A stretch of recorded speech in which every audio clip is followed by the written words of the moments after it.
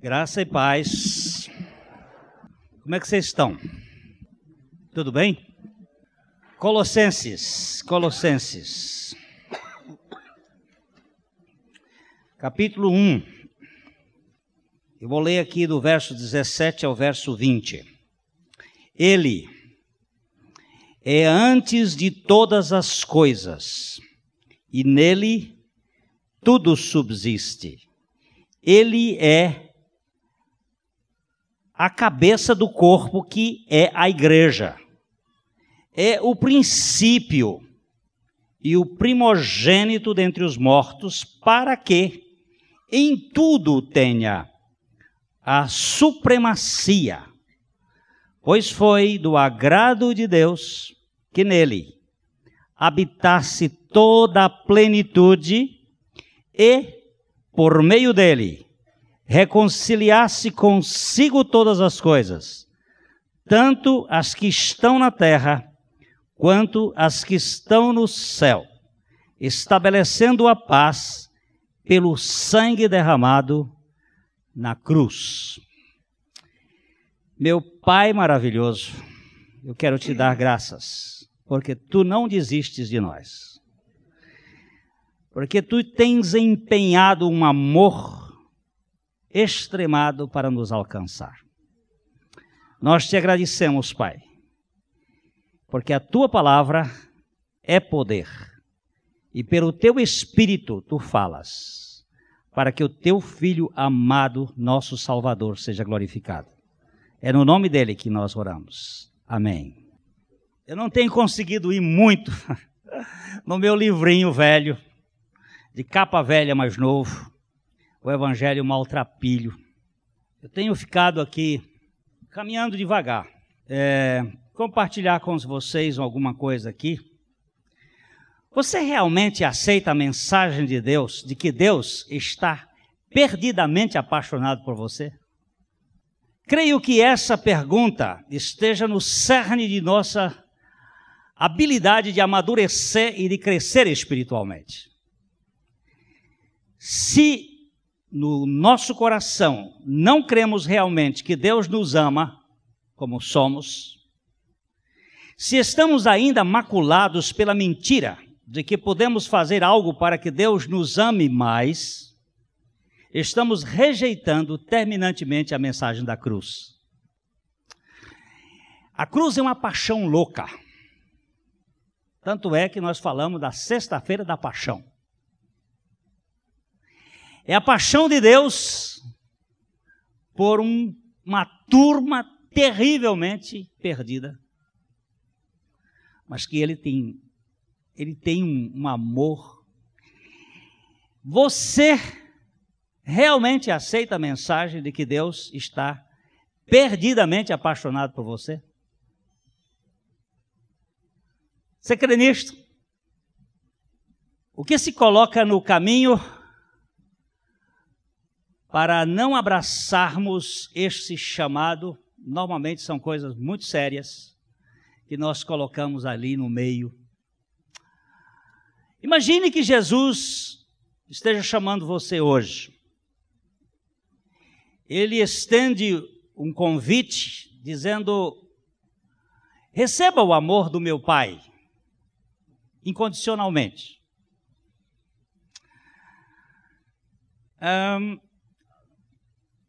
Você diga, mas eu já conheço tudo que o senhor vai falar.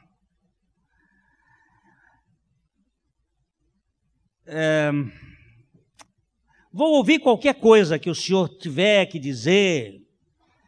Então vá em frente e surpreenda-me. Dê-me alguma palavra nova. A velha eu já estou saturado, eu já conheço tudo. Eu já sei do Evangelho, eu já sei das coisas da cruz, mas me diga alguma coisa nova. Então Deus responde: é isso que você não sabe. Você não sabe quanto eu amo você. O momento em que você pensa que compreende é o momento em que você não compreende o que você pensa. Eu sou Deus, não o homem. Você fala aos outros a meu respeito. Você diz que eu sou um Deus amoroso. Suas palavras são papo furado. Você não acredita nisso. Minhas palavras estão escritas no sangue do meu filho. Da próxima vez que você pregar sobre meu amor com uma familiaridade insolente, nada me impede de vir e detonar com a sua reunião de oração. Você não entende nada do que é amor. Quando você vier a mim com um estudo profissionalíssimo, exporei você como um amador, grosseiro, que não sabe nada a respeito do meu amor. Quando você tentar convencer os outros de que sabe do que está falando, vou mandá-lo calar e cair de rosto no chão. E ver que o meu amor apaixonado por você está refletido numa cruz. Você diz que sabe que eu o amo. Quando seu filho vem a você e pergunta: papai, você ama a Suzana mais do que a mim, porque ela patina melhor e porque ela é menina. Você não se sente entristecido pela falta de confiança do seu filho? Você sabia que você faz o mesmo comigo? Quando você acha que eu amo uma pessoa mais santa do que você? Você alega saber o que compartilhamos quando Jesus retirou-se para um lugar deserto e passou a noite na encosta de uma colina comigo. Você sabe de onde veio a inspiração de lavar os pés dos 12 discípulos? Você entende que, motivado apenas pelo amor, seu Deus, seu único Deus, tornou-se seu servo no cenáculo? Você ressente a ordem divina dada a Abraão de oferecer seu único filho, Isaque, no Monte Moriá? Você sente alívio quando o anjo intervém, a mão de Abraão é detida e o sacrifício não é levado a cabo? Você fica alegre com isto? Você esqueceu que na sexta-feira santa nenhum anjo interveio? O sacrifício foi levado a cabo e foi meu coração que foi partido ali por você? Você tem consciência de que eu tive de ressuscitar Jesus dos mortos na manhã da Páscoa, porque meu amor por você é eterno? Você está também serenamente confiante de que eu também o ressuscitarei como meu filho querido adotivo? A fé significa que você quer Deus e não quer nada mais. Quando tomamos por certo o amor de Deus, nós o relegamos a um canto e roubamos dele a oportunidade de amar-nos de modo novo e surpreendente. E a fé começa a murchar e a encolher. Quando me torno tão espiritualmente avançado que Abba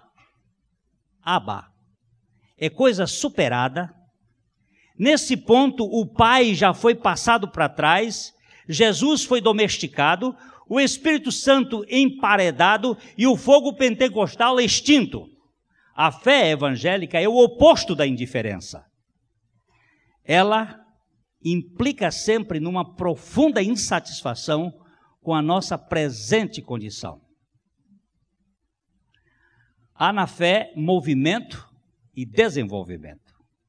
A cada dia há algo novo. Para ser cristão, a fé tem que ser nova, novinha em folha. Isto é, viva e crescente. não pode ser estática, finalizada e resolvida. Quando a Escritura, a oração, a adoração e o ministério tornam-se rotina, estão mortos.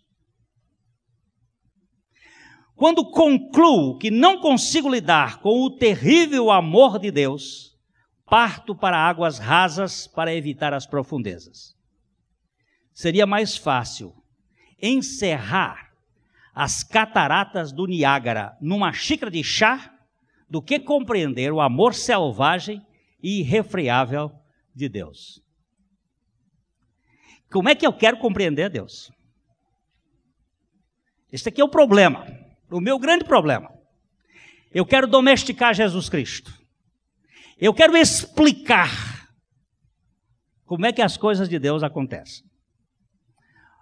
O discípulo de Jesus, aquele impetuoso cavalo de corrida, que fica esperando que a raia abra para ele correr. Pedro, quando Jesus perguntou qual era a opinião que eles tinham a respeito dele, porque ele já tinha colhido o que o Ibope havia dito, e o Ibope tem muitas ideias, quem é que vai ser o futuro presidente da República? Aí o Ibope dá uma série de coisas, necessariamente não significa que vão ganhar aqueles que ele diz. Então eles disseram, é Jeremias, é Elias, é profeta, qualquer uma outra pessoa. Jesus diz, mas aqui entre vocês, qual é a opinião que vocês têm a meu respeito? E Pedro, naquele arrobo petrino, próprio de uma pessoa sanguínea, disse, tu és o Cristo, Filho de Deus vivo. E quando ele disse isto, Jesus foi muito categórico em afirmar, não é sua esta declaração. Você não tinha capacidade para dizer isto. Isto aqui foi cochicho de Deus, foi cochicho de meu pai, foi ele que contou para você. É a palavra revelação. Foi meu pai que contou isso para você. E Pedro recebeu uma ordem, porque Jesus disse assim, ó, você vai ter uma chave para abrir este reino, você ligando aqui vai ser ligado lá, porque você vai construir, ajudar a construir a minha igreja, porque eu que vou edificar, como uma pedra, como um pedregulho, como uma brita sobre a rocha que é Cristo. E as portas do inferno, do Hades, não vão prevalecer contra a minha igreja. Então Jesus começou a dizer, aí foi quando ele começou a dizer. Isto deve ser mais ou menos 6 meses antes da sua morte. Eu vou para Jerusalém. Eu vou ser crucificado, eu vou morrer. Eu vou ser apedrejado, mas no 3º dia eu vou ressuscitar. O mesmo Pedro, aquele homem que foi tomado de uma revelação extraordinária, chega para Jesus e busca Jesus lá num lugar à parte. Segregou da opinião pública, não aquela revelação que é clara, universal, mas ele chamou Jesus num quartinho, lá no escondido, no secreto. Ele disse, não, de modo nenhum, isto não. Cruz não. Este assunto não é o assunto que vale a pena se tocar. O senhor não pode morrer. E nesse instante Jesus faz uma declaração tremenda. A mesma que ele disse anteriormente, foi o Pai que falou com você, agora ele diz assim, isto aí não é coisa sua também. Isto quem está por trás é aquele que não quer a mensagem da cruz como alvo da salvação. Arreda, Satanás, porque não cogitas, não te importas, não pensas nas coisas de Deus, mas nas coisas do homem. Paulo está aqui falando a uma igreja que estava sendo invadida de um pensamento racionalista. Ou seja, nós temos que domesticar Jesus Cristo. Nós temos que enquadrar Deus dentro da nossa estúpida caixa mental instruída. Deus vai caber no nosso crânio. Uma cabeça que usa um boné vai agora explicar Deus. O território de Deus ficou restrito à estupidificação de um canalha. E Paulo diz, gente, preste atenção. Este que é a imagem do Deus invisível, o primogênito de toda a criação, que nele foram criadas todas as coisas nos céus e na terra. Este que, depois de ter morrido, ressuscitou dentre os mortos como o primogênito dentre os mortos, é o cabeça da igreja, para que nele haja toda a preeminência, ou a primazia.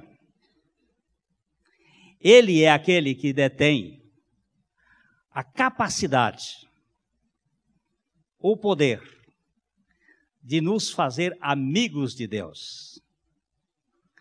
Eu tive que trazer aqui, porque não consigo às vezes dar a conotação apokatalatsai. Tapanta eis autor erenopais sans. O que significa isto? Olha aqui, ele diz assim, por meio dele reconciliar. Esta é a palavra desta noite, reconciliar. Reconciliar todas as coisas para ele, fazendo a paz por meio do sangue da sua cruz, ou da cruz dele. Por meio dele sejam todas as coisas, tanto as dos céus como as da terra, vão entrar num estado de amizade. É a palavra reconciliar. Coisa mais linda do mundo. É quando duas pessoas que eram amigas viraram inimigas. E agora se reconciliam. Vocês se lembram que a Jacó, aquele cara tinha uma predileção muito grande por levar vantagem. Desde a barriga da mãe que ele tinha esse interesse. Ele queria passar na frente. Mas ele chegou depois. E ele não aceitava de modo nenhum que ele não pudesse ser o primogênito e fez uma tramóia clássica que todos nós conhecemos, e gerou um desconforto que a mãe dele, que também entrou na coisa, mandou ele embora de lá para Arã, para a terra dela. E quando, depois de muito tempo, porque quem passa os outros para trás acaba sendo passado, ele também foi ludibriado pelo seu sogro ladino. Esta palavra é boa. Ladino é uma das palavras que vem da raça judaica, é uma língua, o ladino. Foi falado muito tempo na Espanha e em Portugal. Era a língua judaica misturada com o latim. É uma coisa de pessoa que sabe mexer com as outras. Ele foi passado para trás e ele entrou num desconforto tão grande que resolveu voltar. Mas quando ele foi voltar, ele tinha que encontrar o irmão dele. E ele fez uma estratégia. Como todo negociante, ele botou as mulheres na frente, botou os gados na frente, botou o presente na frente e fez um processo de reconciliação. E ele ficou lá atrás.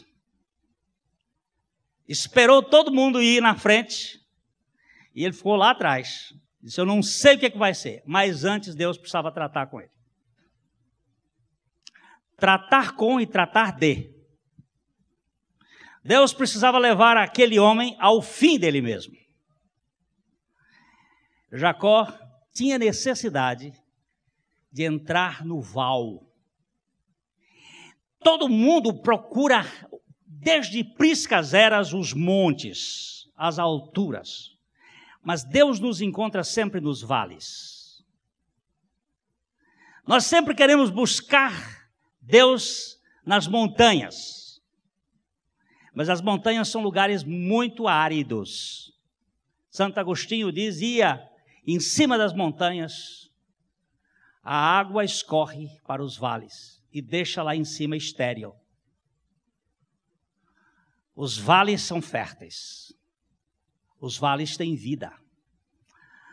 E ele teve que passar por aquele momento da exprimida. A luta entre um homem astuto e um príncipe de Deus. Quando Jacó saiu do outro lado, ele não saiu mais aquele fugitivo capaz de correr uma maratona inteira. Ele agora ia para as Paralimpíadas. Estava manco, simplesmente incapaz de correr. E ele foi na direção do irmão e se abraçaram e choraram e se reconciliaram. Depois o irmão disse, vou embora junto, meu irmão. Ele disse, eu não posso andar junto com você porque eu ainda tenho uma miuçada aqui comigo. Eu tenho umas menininhas, uns meninos pequenos. Eu tenho umas ovelhas, eu tenho umas cabras paridas. Eu tenho umas bezerros. Eu não posso andar com esse passo de tropa. Me deixa aqui para trás. Eu vou devagar. Mas a nossa reconciliação foi feita. A Bíblia diz que é mais fácil você conquistar uma cidade sitiada do que relacionar dois irmãos quando estão brigados. É muito mais fácil você conseguir a harmonia de uma cidade do que a briga entre duas pessoas. Irmãs, é muito mais fácil você fazer com que o leão e o elefante vivam bem do que o leão e o tigre. As diferenças de espécies são mais fáceis do que os ramos da mesma família.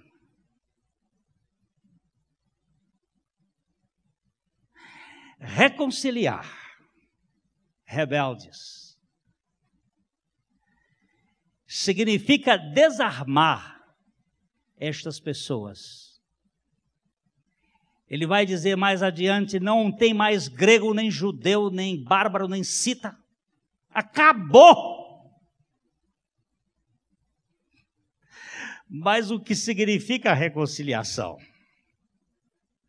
Significa que nós fomos chamados para participar da mesa das bodas do Cordeiro. E que temos que sentar naquela mesa onde ele chama o inimigo para estar junto. Preparas uma mesa. Eu não gosto dessa tradução, na presença dos meus inimigos, que parece uma coisa arrogante. E eu já fui estudar isso. Preparas uma mesa onde os meus inimigos estejam presentes. Para quê? Para que haja um cálice transbordante de amizade. Na casa do meu Pai não pode haver inimizade. Diferenças. Nós podemos ter divergências de pensamento, mas não podemos ter discórdias de coração. Isso é que significa a reconciliação. É sempre bom lembrar que George Whitefield e Wesley eram dois grandes homens de Deus, preciosos, do século XVII. Homens extraordinários.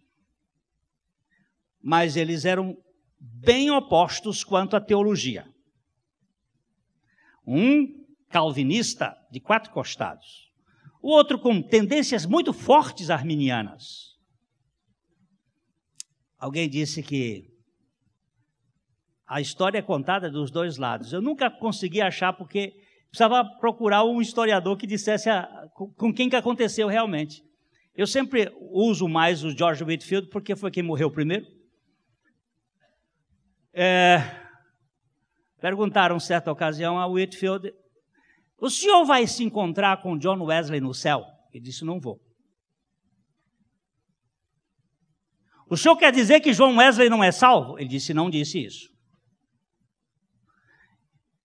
E por que o senhor não vai encontrar com João? Ou então o senhor não é salvo? Não, eu também não disse isso.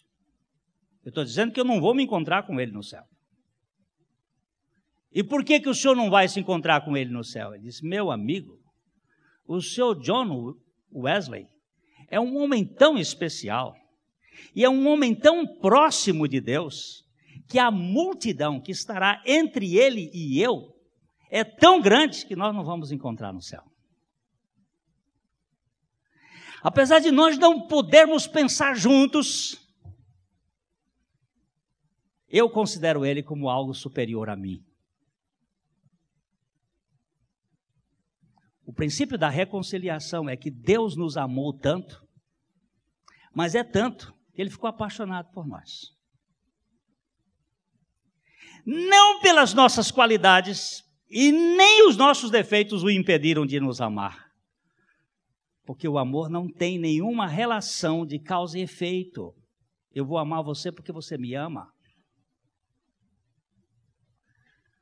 Eu amo você, independentemente de que você não me ame. Evangelho de João, capítulo 15, versículos 15. Já não vos chamo servos, porque o servo não sabe o que faz o seu senhor. Mas tenho-vos chamado amigos, porque tudo quanto ouvi de meu Pai vos tenho dado a conhecer. Apocatalassai. Apocatalassai. Toda inimizade foi desfeita. A conta foi paga. Paulo vai dizer lá na frente: o escrito da dívida que era contra nós foi colocado no pregão. Eu quero ver quem é que cobra uma conta cancelada. No avivamento de Chadwick, na Inglaterra, uma menininha um dia levantou-se lá para dar o seu testemunho. Ela devia ter uns 8 anos de idade. E ela deu o seguinte testemunho: meu pai me ensinou, ela está falando, meu pai me ensinou, que quando o cobrador viesse para procurar a conta, eu chamasse meu irmão mais velho e dissesse para ele: vai cobrar do meu irmão, ele está aqui. E todas as vezes em que ele veio cobrar a conta, que eu chamei o meu irmão mais velho, ele não quis cobrar dele. Você entendeu a metáfora? Meu pai me ensinou que todas as vezes em que o cobrador veio cobrar a conta, eu chamasse meu irmão mais velho. O problema é que eu quero pagar a conta. Ou eu quero fazer alguma coisa que tente pagar essa conta. Eu vou contar de novo, porque para mim foi muito bom, e é isso aqui que está contado aqui no texto. Ele diz, ele nos reconciliou por causa do sangue da sua cruz. Por favor. Aquele advogado que estava lá no estado de São Paulo, desceu da rodoviária e foi para fazer uma diligência de advocacia na cidade.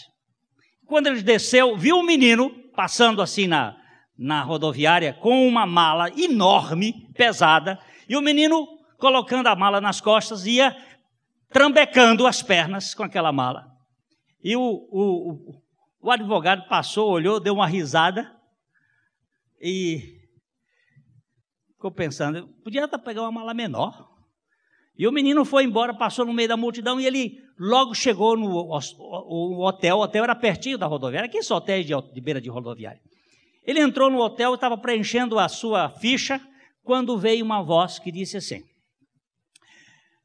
quando você fizer a um destes meus pequeninos irmãos, a minha que você está fazendo. Ele disse: puxa vida, eu podia ter ajudado aquele menino. O menino estava com a mala tão pesada, eu, forte, podia ter ajudado aquele menino a levar aquela mala. Deixou as coisas ali, saiu e foi correndo atrás do menino. E ele procurou esse menino por tudo quanto é canto, mas o menino tinha evaporado. Sumiu. Ele voltou, tornou para continuar a preencher, e a voz veio: todas as vezes que fizerdes a um destes meus pequeninos, é a mim que fazeis. Puxa, eu não fiz. E aí, eu não sei se vocês se lembram que quando Jesus estava sendo tentado, Satanás pegou um texto das Escrituras e jogou na cara dele. Porque se é uma coisa que o diabo sabe fazer muito bem, é pregar a Bíblia, fora do contexto e com os pedaços. Ele sabe muito bem. E ele jogou na cara de Jesus: olha, pula daí, porque tem os anjos que vão sustentar você, e você vai dar um espetáculo público aqui, todo mundo vai crer em você. E Jesus diz: ó, não, senhor, não se tenta a Deus. Mas aquele advogado caiu, e esse homem começou a ser acusado, dia e noite. Voltou para a sua cidade e aquela voz frequentemente vinha. Ele foi e procurou o pastor. Ele é um homem de formação, de origem leta. Ele foi lá, os letos são muito fiéis aos pastores. Foi lá, procurou o pastor e conversou com ele. O pastor veio, orou. E a coisa começou a agravar-se. E a coisa começou a agravar-se. E este homem foi piorando e piorando com uma sensibilidade muito grande. Ele é muito sensível, muito emotivo. E aquela acusação vinha dia e noite. Ele acabou numa psiquiatria, fazendo tratamento. Foi para choque, foi para internado, e aquele negócio vindo e vindo, até que o homem ficou 7 anos inválido. Um dia lá na igreja dele chegou um pastorzinho, toca sanfona, muito esquisito, que cria nesse sacrifício absoluto e irretocável de Jesus Cristo. E depois de ter pregado, aquele homem procura o pastor Abuchaim, e conta a história. Contou toda essa história, todo esse fato que ele estava sofrendo. E o pastor Abuchaim, depois de ouvi-lo, disse assim: meu irmão, quando você chegou lá no hotel, ali no birô do hotel, e recebeu aquela palavra, e o senhor saiu, o que o senhor foi fazer lá fora? Eu fui procurar o menino. Para quê? Eu quero saber uma coisa do irmão. Primeiro, o senhor acredita que o senhor pecou em não ter ajudado o menino? Eu acredito que eu podia ter ajudado. A Bíblia diz que aquele que sabe fazer o bem não faz, comete pecado. E eu podia ter ajudado e não fiz, eu cometi pecado. Muito bem. Então, quando o senhor saiu dali e foi lá fora, o que o senhor foi fazer lá fora? O senhor foi despecar?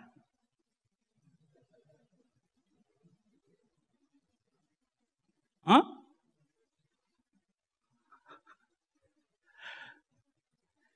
Será que o que eu vou fazer vai tentar ser crédito contra o meu pecado?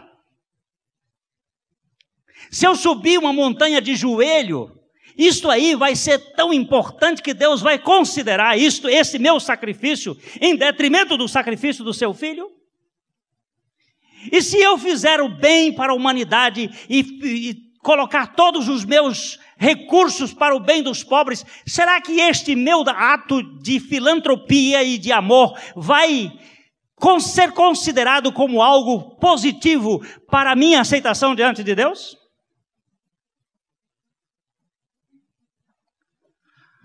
Meu irmão, o sangue de Jesus Cristo é muito mais precioso e poderoso para nos livrar da nossa culpa.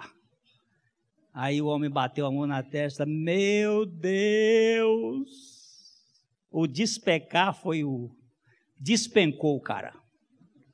Meu Deus, eu vivi a vida toda correndo, esses anos todos correndo, tentando ser aceito pelos meus méritos. Meu irmão, reconciliação foi feita por Cristo lá na cruz. Não existe mais uma pendenga sequer.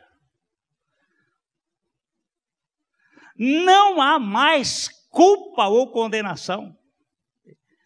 Nós estávamos comentando com o Sérgio e com Sérgio Arro e a Ângela e o Junô essa semana.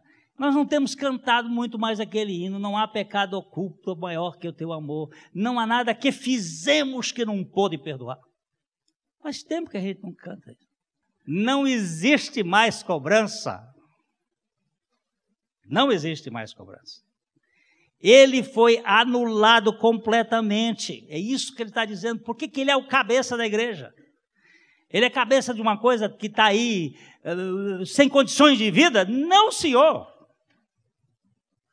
Libertou da tirania. Nós somos amigos de Deus. Podemos sentar na mesa principal. E não tem mais inimizade. A coisa ficou gostosa. A mulher chegou para o pastor e disse assim, pastor, eu quero me separar do meu marido. Por que você quer se separar do seu marido? Não dá mais para viver com ele. Por que não dá mais para viver com ele? Pastor, aquilo é um traste. Aquilo é uma peça que não dá para conviver. Uhum. Quer dizer que você não ama mais seu marido? Não consigo. Tem uma segunda opção para a senhora aí. Segunda opção qual é? Amarás o teu próximo como a ti mesmo. Pastor, aquilo é tão ruim que nem como o próximo vai. Não dá para ir nem como o próximo. Então tem uma terceira opção aí para você. Terceira opção, qual é a terceira opção? Amai os vossos inimigos. Tem chance? Não tem chance. Sabe por que não tem chance? Porque ele reconciliou-nos com Deus. E na conta de Deus, toda foi colocada para nós. Olha que texto. Tudo é vosso. Vós de Cristo e Cristo de Deus. Tudo é vosso. Quanto de amor você tem, todo o amor de Deus está disponível a nós. Isso que Paulo quer dizer aqui nessa carta. Vocês estão querendo tirar, como é que se usa, Barba? É da correia, né? Do couro você tira a correia. Você quer tirar um pedacinho a mais? Olha, onde você quiser você vai encontrar. A suficiência da graça de Deus em Cristo Jesus. Nós estamos morrendo de pobres e em cima de um tesouro.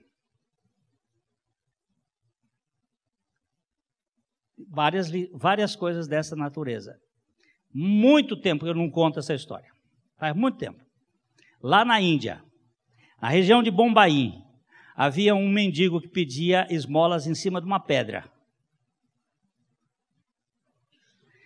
Todos os dias ele sentava em cima daquela pedra pedindo esmolas. E as pessoas davam trocados, comidas e davam coisas para ele. E aquele mendigo viveu ali muitos anos em cima daquela pedra. Mas um dia ele morreu. E passado um tempo, a prefeitura da cidade resolveu fazer uma reforma naquele lugar e fazer uma praça ali. E resolveram remover aquela pedra. Anteriormente, há centenas de anos atrás, morou ali naquele lugar, foi uma fazenda, foi um sítio muito importante de um marajá. E quando eles estavam escavando os tratores escavando e tirando aquela pedra, descobriram embaixo da pedra um pote. Era muito comum antigamente, quando as pessoas tinham fortuna, eles punham a fortuna, as joias, as pedras preciosas, os rubis, os diamantes, os brilhantes, as pedras, o ouro, dentro de potes, enterrava, cavava um buraco no chão, enterrava, matava o escravo que fazia o serviço, para ninguém saber, ficava só sabendo o dono, quando precisasse. Mas o dono também morreu, tinha uma pedra em cima. E o mendigo sentava ali, todo dia pedindo a sua esmola. Então, quando eu li a história, dizia assim: entre a parte mais baixa do mendigo, o sentante dele, e a boca do pote, havia 1,20 m de profundidade. Entre o pote e a cabeça do mendigo, havia um universo, um abismo de ignorância. Ele não sabia. Ele não sabia que ele estava sentado em cima de um tesouro que podia mantê-lo rico pelo resto da vida, sem precisar pedir esmolas. Você sabe disso? Que Paulo está dizendo, este Deus grande, que não cabe na nossa cabeça, fez uma salvação e que ele realizou uma libertação que não tem mais sequelas ou barbelas ou resto ou qualquer coisa dessa natureza, onde ele resolveu de uma vez para sempre para que nós pudéssemos viver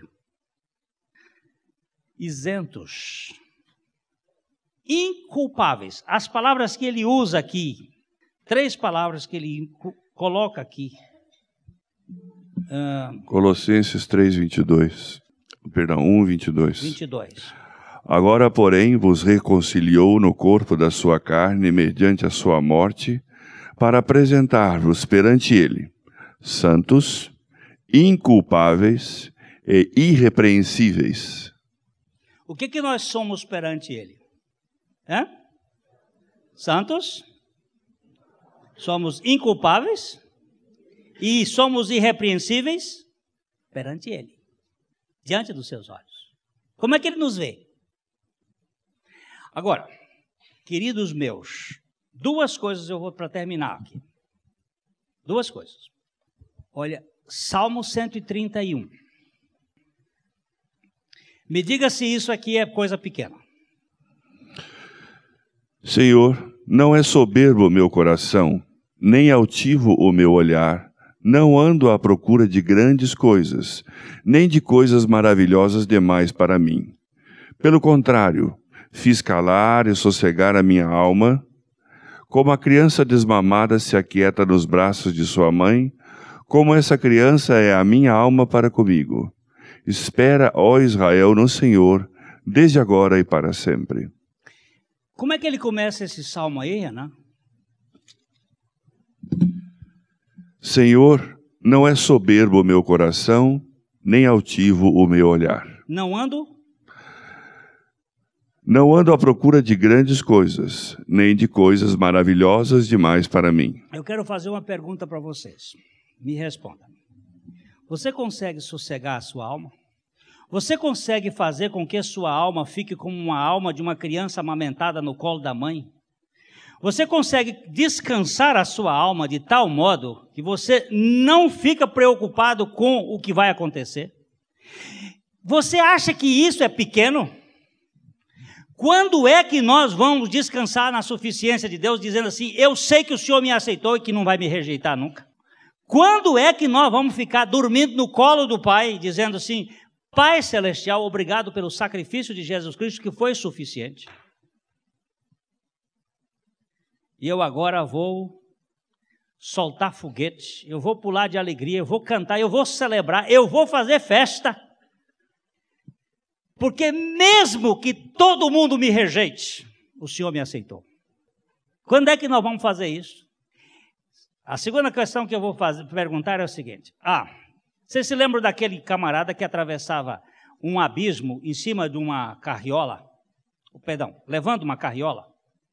É um camarada que tinha uma acrobata, tinha um abismo de 50 metros de largura aí, com 150 metros de profundidade, um abismo, e ali em cima ele punha uma carriola com a roda, uma roda que tinha um encaixe, mas não é que ela estava presa, ela estava assim, aquele trilho, botava ali em cima e ele ia, foi para lá, foi para cá.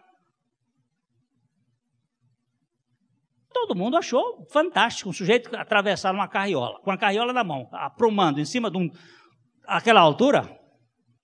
Quando chegou do outro lado, palmas e palmas e palmas e palmas. Ótimo, ótimo, maravilhoso. Quem é que acredita que eu posso voltar para o outro lado? Ninguém duvidou. Todo mundo achava que ele já veio uma vez, já foi uma vez, vai agora, vai voltar quantas vezes você quiser. Você é um expert no assunto. Agora eu quero saber quem é que entra aqui para eu atravessar.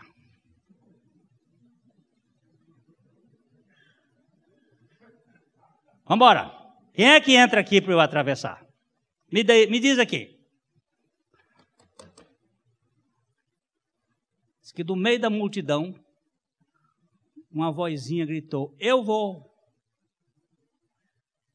Eu vou. E a vozinha veio andando, era o garotinho de 7 anos dele, filho dele. E o pai botou o filho e atravessou. Porque só quem confia no pai é filho. E só quem joga todas as fichas do filho é o pai. Eu quero saber, nós já sabemos muito de teologia, não sabemos? Eu sei que Cristo morreu. Você entra nessa carriola aí? Você vai parar de conversar fiado e dizer assim, eu tenho que fazer alguma coisa porque os meus pecados ainda precisam ser... Você vai chegar e dizer assim, eu vou mamar agora, pai, no seio de El Shaddai. Eu vou usufruir da tua presença, mais do que dos teus dons e das tuas bênçãos. Eu fui aceito na tua família, meu pai. Quando é que nós vamos parar de fazer coisa? Nós somos obreiros, terríveis obreiros. Queridos meus, como eu sou irrequieto. Pai, o senhor ama a Suzana mais do que a mim? A Suzana é menina e ela patina melhor do que eu. O senhor ama. O pai fica triste de pensar. Você imaginou um dos seus filhos chegando assim, pai, você ama mais a minha irmã do que a mim? Diz, meu filho, eu amo tanto você. Meu irmão, por favor, diga isso para seu pai. Meu pai, tu me amaste com um amor apaixonado. E eu te amo. Porque tu me amaste. Não faz esse negócio assim. Porque me amaste a mim. Me ama. Eu vi porque me amaste a mim. Por favor, misericórdia. Olha aqui, eu vi a turma hoje, quando o Internacional empatou, como o corintiano ficaram murcho. Não foi, Joaquim? Estava com a boca na taça, e aí ficaram murchos. Mas a turma do Internacional pulou, e eu não sei quando é. O Sandro me passou um e-mail essa semana, e ele me fez até pensar muito, quando é que nossa igreja vai poder adorar como um povo faz isso espontaneamente num jogo de futebol, com tanta liberdade, sem medo de ser feliz? Diga, Deus vai fazer isso, a gente não ficar encabrestado. Deus está me ensinando a falar algumas coisas boas, para trazer edificação aos quebrantados. Ele me está dizendo isto. Eu quero lhe dar, meu filho, palavras eruditas. Quero lhe dar ouvido de erudito, para que você possa dizer boas palavras aos quebrantados, aos sofridos. Oh Deus, me dá mesmo, eu preciso disto. Tenho esperança. Nada vai ficar pior do que está.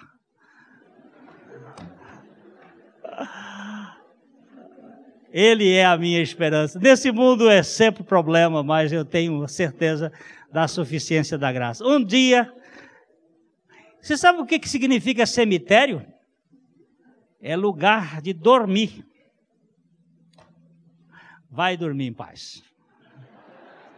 A mensagem que você acabou de assistir faz parte do Ministério de Comunicação Palavra da Cruz. Temos um grande acervo de estudos bíblicos em áudio e vídeo.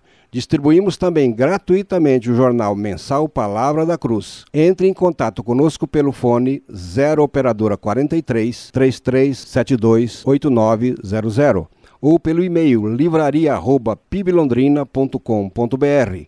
Visite-nos pelo site www.livrariapiblondrina.com.br ou acesse www.piblondrina.com.br. Graça e paz.